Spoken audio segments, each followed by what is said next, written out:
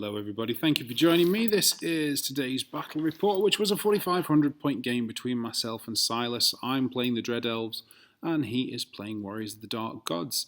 I'm going to flash up the army lists rather today, just briefly, so they'll be coming up and then we'll be going into deployment. Okay, here's the Dread Elves list. I'm not going to talk you through it, but if you do want to pause the video and take a more detailed look, then please feel free to do so.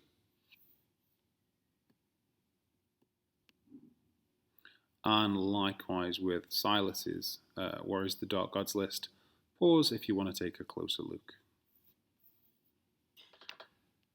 Okay, so here we are in deployment. The deployment type was counter thrust. We randomly generated a battlefield, which was number 3, and the secondary objectives are capture the flags. Now, Silas only has 3 core units, 1, 2, and 3.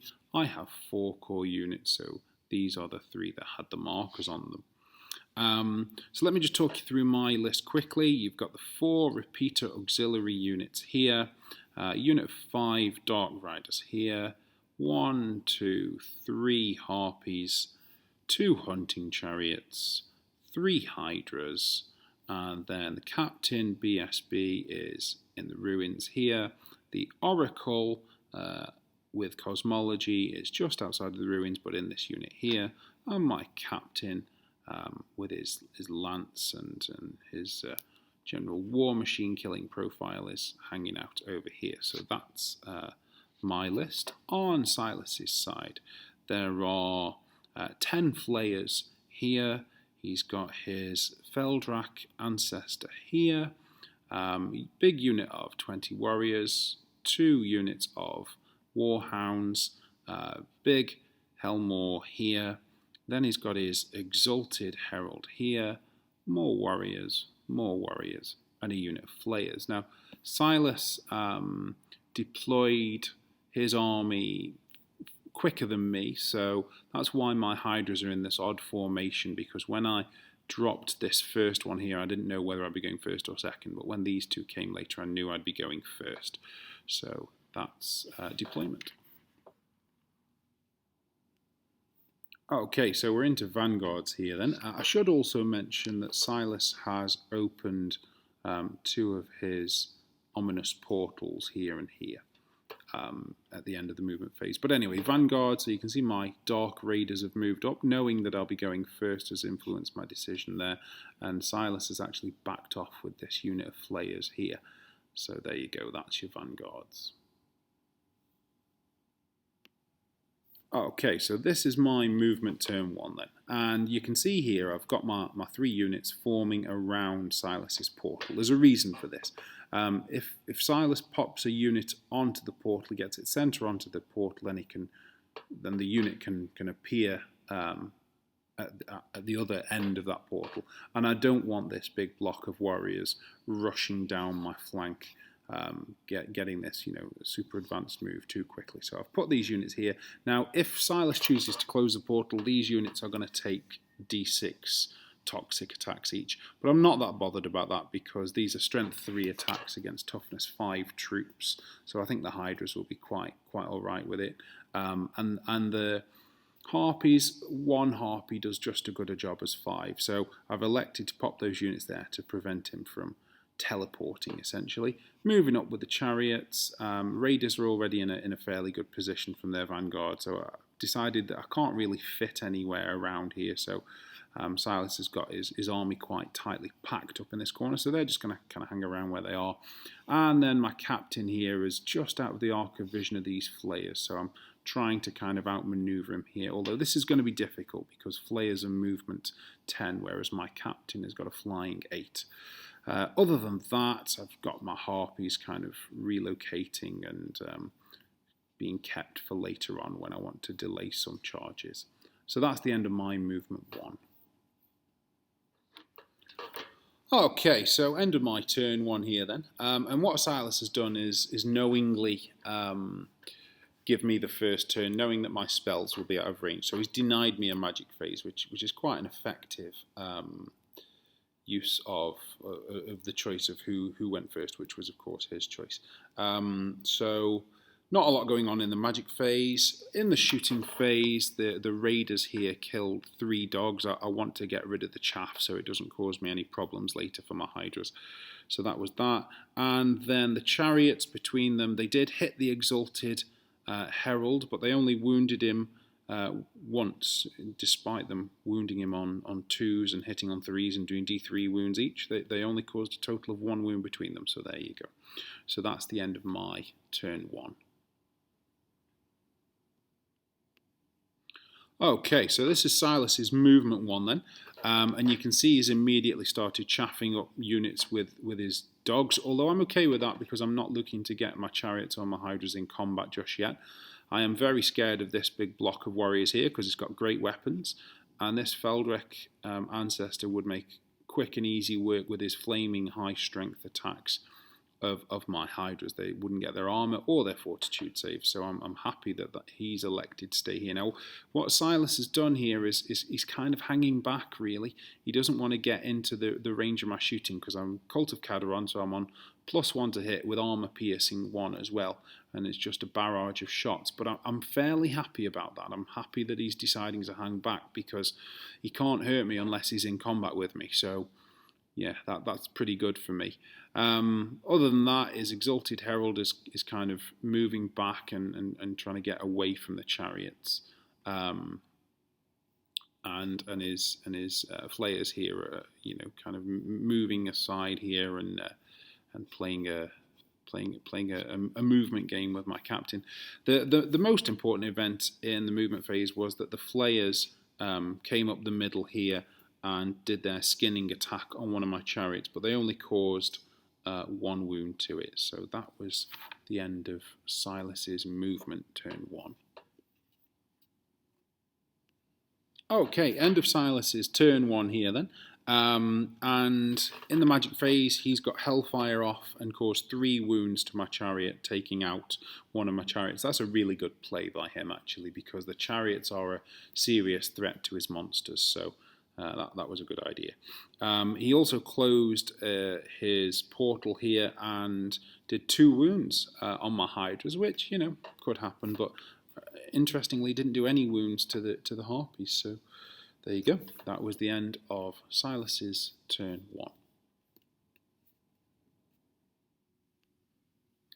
Okay, so my movement 2 here then. And the fact that Silas is hanging back with his warriors is making me really happy, because what this is enabling me to do now is start to think about shaving off the bits on the side. So I'm after these flayers, I'm after the dogs, I'm after these flayers over here, and if I can, I'm after the Helmore later on as well. So what have I done?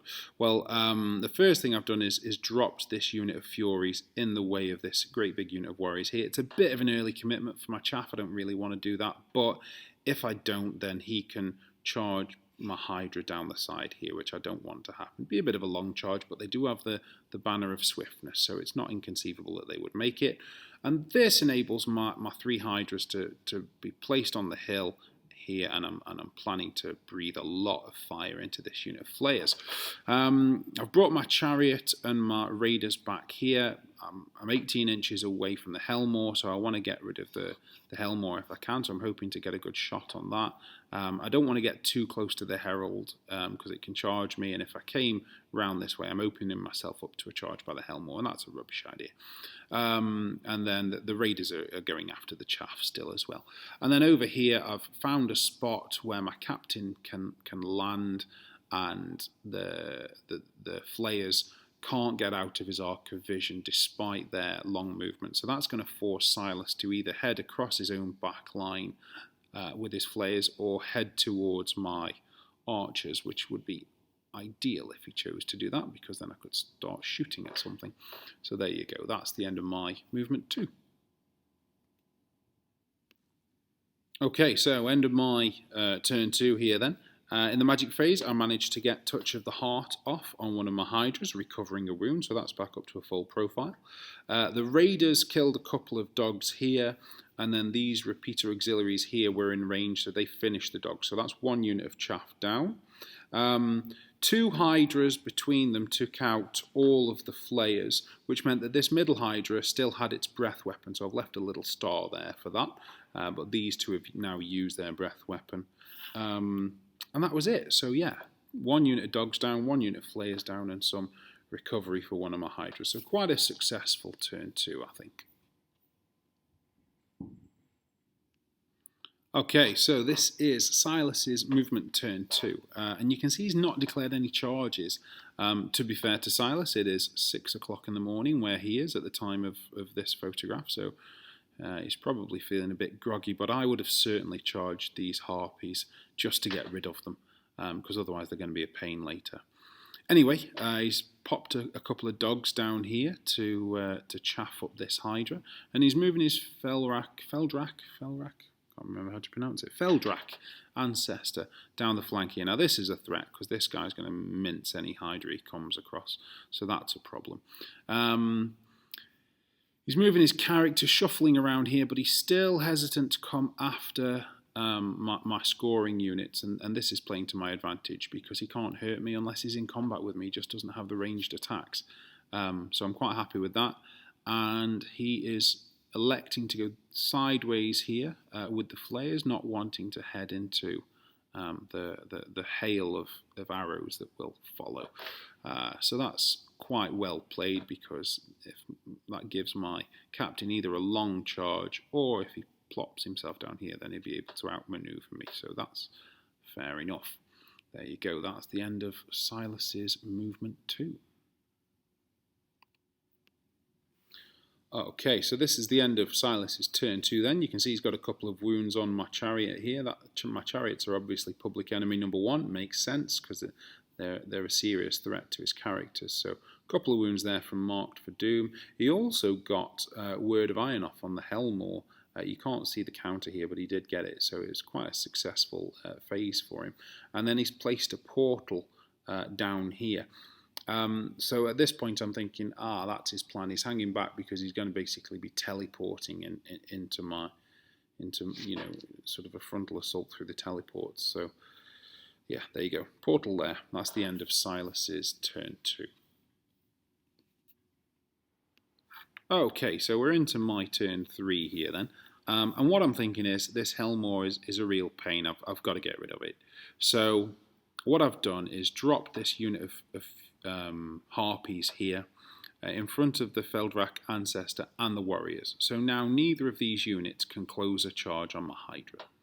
And what that means is my Hydras can come out here into the open a little bit more, ready to threaten the Helmore. Now that leaves Silas really with 2 choices. Either he charges out and tries to take on a Hydra, which is not an ideal matchup for the Helmore. They're more or less equal, but it's going to seriously, if the Hydra doesn't beat the Helmore, it's going to seriously hurt it, and then the others would finish it off. Or he's going to back off over here, which is going to push the range of his portals back as far as they possibly can. Otherwise, I've brought the raiders round here. I'm going to take out this chaff with some crossbow shooting before it becomes a pain. And I've moved this unit up here that has my Oracle in it. I think actually the Oracle was in this unit, and what I did was march this unit, then march the Oracle to join it, so that her spells are now in range is the idea. And then I've moved up a little bit here with these 2 units, and for the life of me I can't remember why I did that, but anyway, they're there. Captain has edged forwards, so it's not possible for this unit to outmaneuver him, so that's why he's just sort of nudged a little bit over here.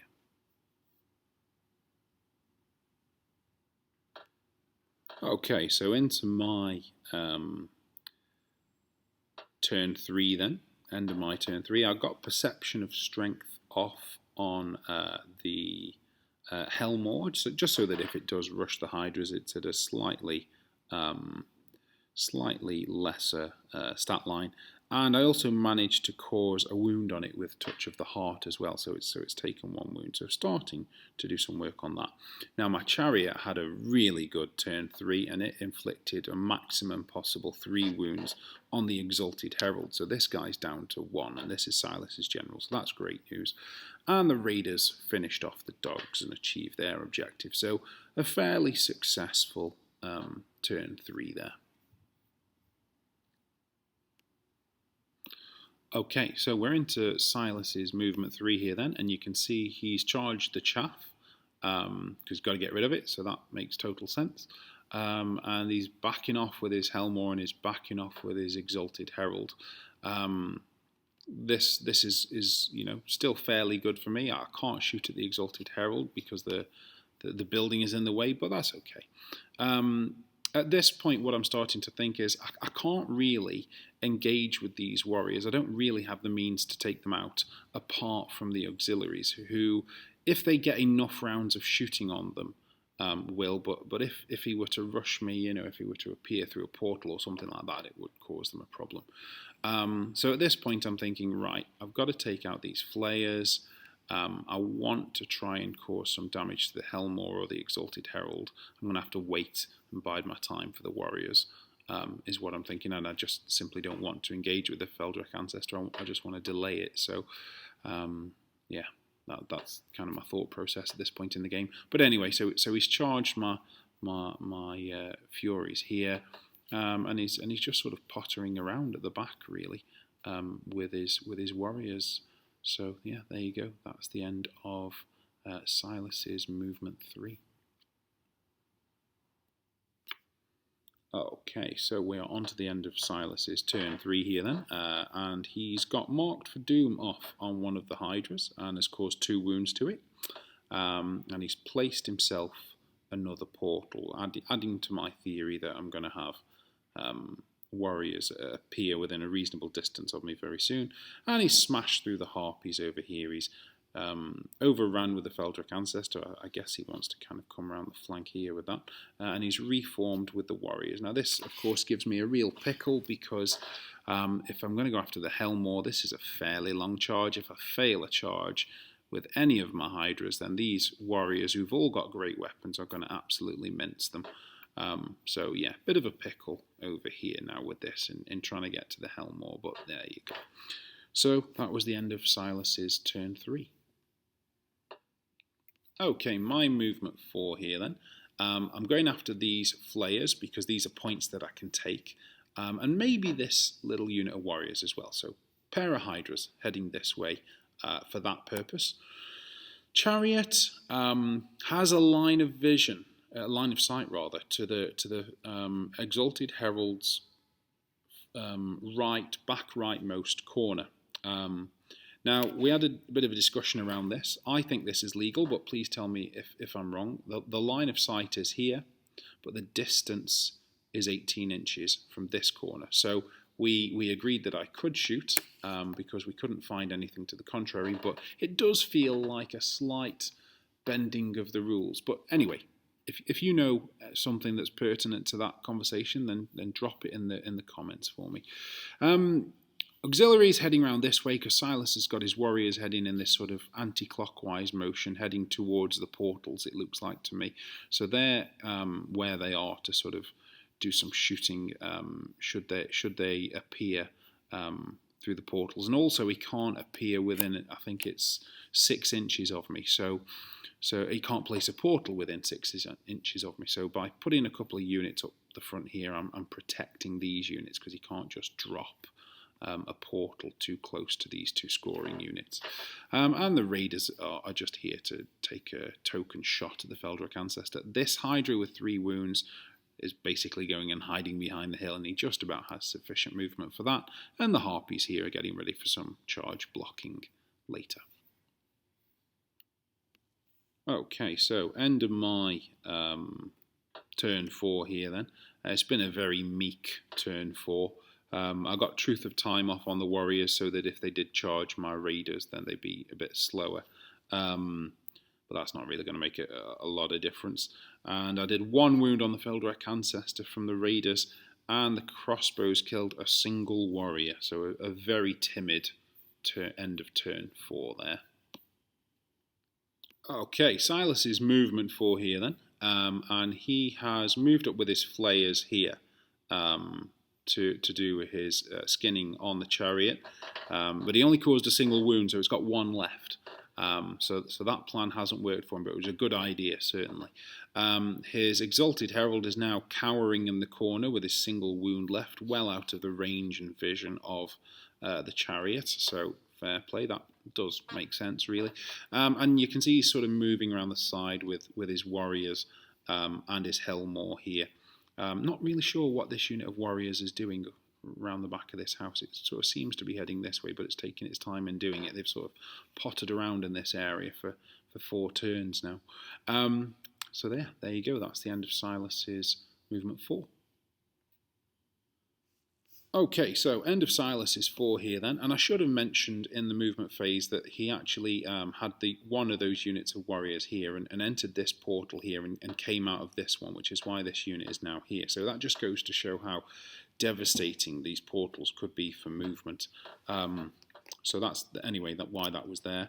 I've already mentioned that the flayers did a wound on the chariots, but in the magic phase he got Word of Iron off on the warriors here.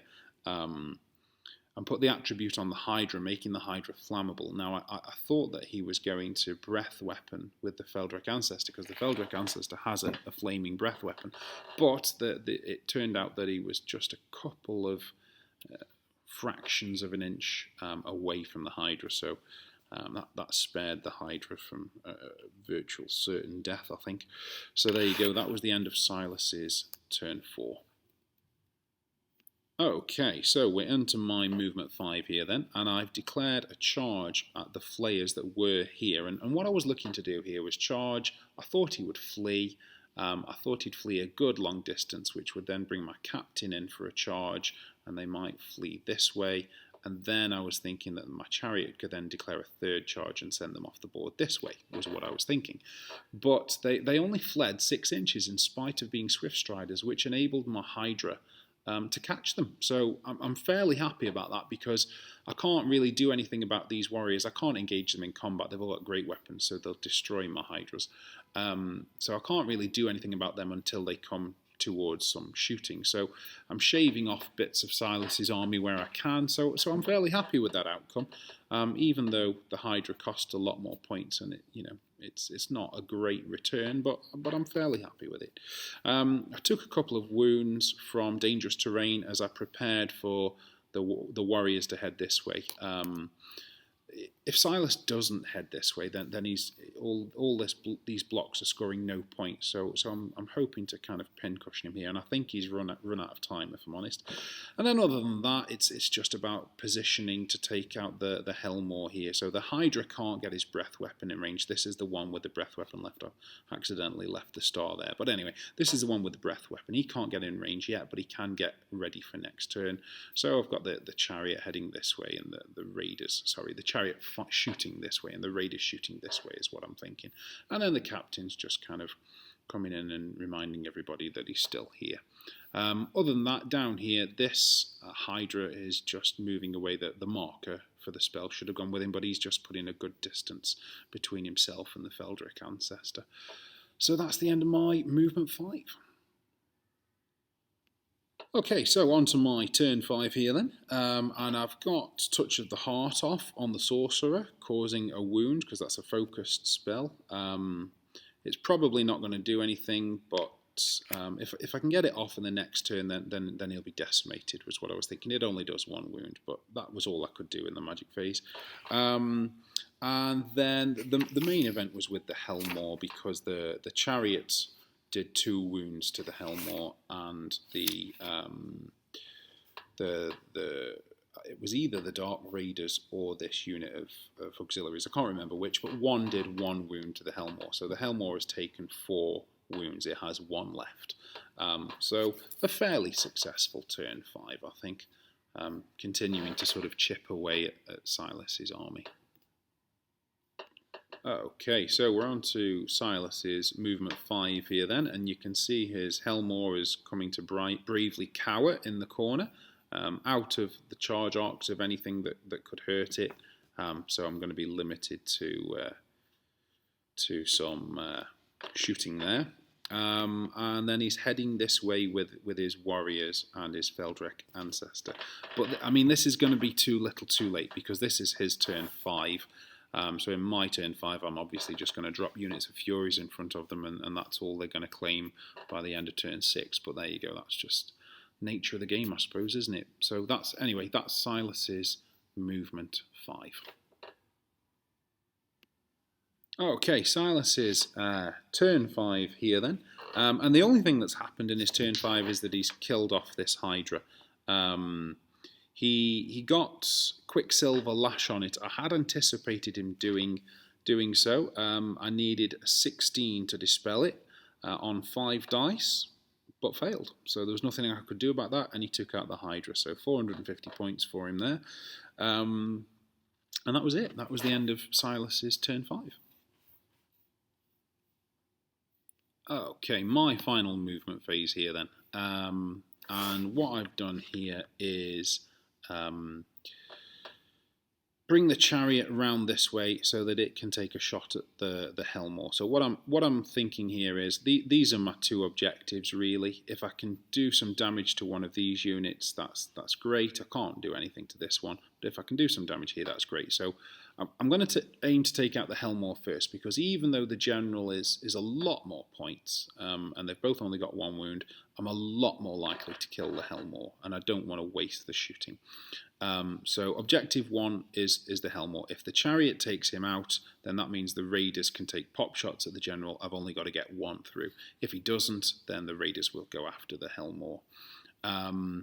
And then the Hydra is coming down here. Now, I know that these back units are out of range of this unit here, so what I'm thinking to do is put all 4 of these shooting units, plus the Hydra's breath weapon, into this big block here. It probably won't be enough, but there's nothing else to do, so why not? And then I've dropped a unit of Harpies here, and I'm able to drop them in such a way that they block both of these units because they're a bit close together. So yeah, feeling pretty happy with my movement at the end of turn 6.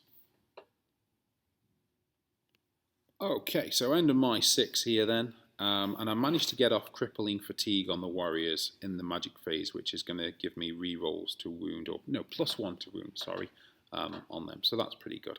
I managed to get Touch of the Heart off on my Chariot, which took it up from being decimated. But then when I killed the Helmore, the Chariot actually failed to kill the Helmore and left it to the Raiders. But when I killed the Helmore, this was a big learning point for me, all of the portals closed. And each is kind of like a bit of a landmine going off, really, which took out my Chariot, because the Chariot was within range of 2 of them, which I hadn't realised it was going to do this, just simply my ignorance of the rules. And he also managed to decimate my Raiders, because he got a really high D6 roll, and then he rolled 5s and 6s for all of them. So he's actually, with his Helmore dying, he's conceded about 500 points, but he's gained about 400, so he's on a fairly good trade-off for that. It could have been a lot worse for him. So yeah, Helmore dies, but takes a lot of my units with it as the portals close. And then I did a bunch of wounds on this unit of warriors, but not enough to decimate it, unfortunately. So that was the end of my 6. Okay, Silas's movement 6 here then. You can see he's charged the Harpies, because he might as well, and he's brought his Exalted Herald in to cast some spells, because why not? He can't be hurt now. So that's the end of Silas's movement 6. And end of Silas's turn 6 here. He got 2 wounds on the Hydra during the magic phase from Hellfire, but that's not enough to decimate it, so nothing of any consequence there. And he killed off the unit of Harpies here. So the game ended. I'd done 1,550 points of damage to Silas. He'd done 1,242.5 to me. So that was an 11-9 actually. And neither of us had secured the secondary objective, so 11-9 was the final score. To be fair to Silas, this was his first time using Warriors of the Dark Gods, and I expect him to come back in the next game a lot stronger. I think he can make much better use of the portals. I think that he will realise now that he's just got to rush my auxiliaries and get into combat with them, because if he's not punching me, then he's not getting any points from his warriors. Basically, they've got to assault me in combat. It's as simple as that. For me, it's about understanding the damage those portals can do, because actually that with the portals closing and him taking out my chariot and decimating my raiders, that certainly took it from a 12-8 to an 11-9, maybe even took it from a 13-7 to an 11-9. So yeah, plenty of learning there for both of us, but really enjoyable game. Yeah, nothing more to say about it really. Thank you everybody for watching. I hope you enjoyed that. If you're not subscribed, then do please hit that subscribe button, and I will see you same time next week. Thanks everybody. Bye bye.